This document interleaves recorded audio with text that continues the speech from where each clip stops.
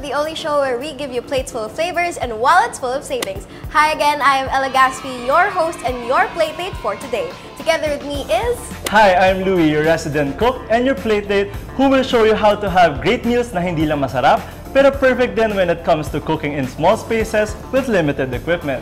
This is where we will be showing you recipes perfect for students staying in dorms. Kaya naman, let's not keep the food waiting and join us on our little plate date. So, El, ang gagawin natin ngayon ay ang stir-fried kangkong with tofu. Grabe, perfect to perfect ata to kasi kailangan pa rin naman natin kumain ng gulay kahit wala tayo sa bahay, di ba? Kahit nasa dorm tayo para ugaliing healthy, di ba? So, ano naman yung kailangan natin? So, simpleng-simple lang din. Kailangan natin ng oyster sauce, kangkong, bawang, konting cornstarch, tapos syempre yung oil natin. And syempre, yung tofu natin na kailangan dry na dry. Bakit kailangan dry yung tofu? Kailangan na dry yung tofu kasi later gagawin natin siyang crispy or ipiprito natin siya, kailangan mo na siyang tanggalin ng moisture. Okay. So, anong una natin gagawin? So, hihiwain ko muna to into mga kalahating inch siguro. Okay, so right now, hinihiwa yung tofu natin into cubes. So, maganda yan para small pieces, no? Para ano? Bite pieces lang talaga kasi bite size. Pag niluto yung kangkong, sobrang liit niya na. Hiwain natin sa gitna. Siguro maganda rin tong parang ano, no? Para sa mga beginners sa knife skills. Kasi parang cubes lang siya and then tofu lang naman.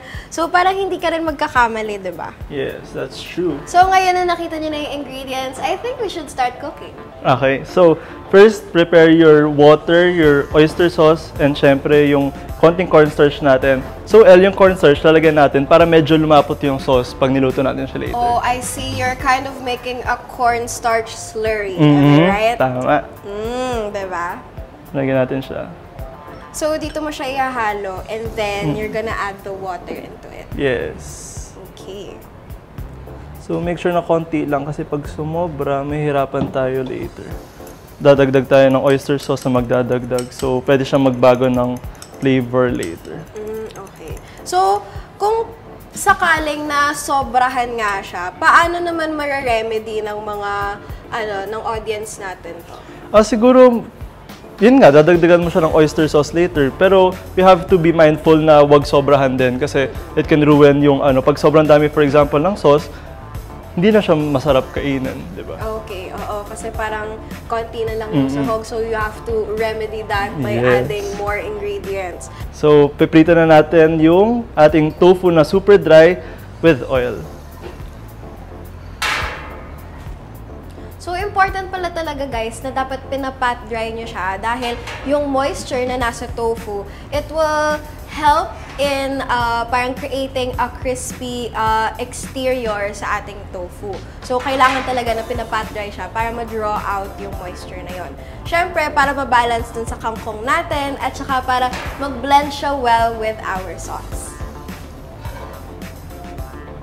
After naman natin i-prito yung tofu, ano namang susunod natin gagawin? So, El, habang niluluto to and waiting for it to be golden or crispy, pwede pa prepare ako ng plate na lang na may tissue para ma-drain yung oil.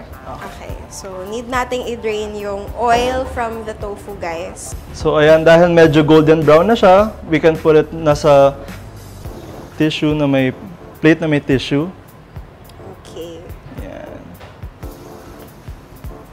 Tapos sa same dagdagan na natin siya ng oil. And then dito na natin igigisa yung bawang. Grabe guys, alam niyo yung amoy ng bawang kapag ginigisa siya. Like nakakamiss talaga kasi ay ito yung lutong bahay eh. So parang in a way, you can recreate that core memory na siguro yung grandparents nyo or yung parents nyo na nagluluto sa kitchen. You can recreate it on your own sa mga dorms nyo with this simple dish, diba? So El, dahil medyo golden brown na rin ang ating garlic, pwede pa abot ako nung ginawa nating slurry kanina. Yeah. Napakabilis din lang ng recipe na to, El. Ilalagay natin yung kangkong, last ingredient natin. Okay, nafe-feel ko malapit na siya, kaya excited na akong kumain later. Dahil saglit lang maluto yung kangkong, in a while, pwede na tayo mag-plating. I imagine this dish being perfect with a hot, steamy bowl of rice. Parang topped over. Tama. And grabe, no? Perfect siya for lunch. And there we have it. We have our stir-fried kangkong with tofu. Okay, just as how I imagined it. Nandito yung crispy tofu and yung kangkong. And then yung parang glazy na sauce ng oyster sauce, di ba? Cheers muna.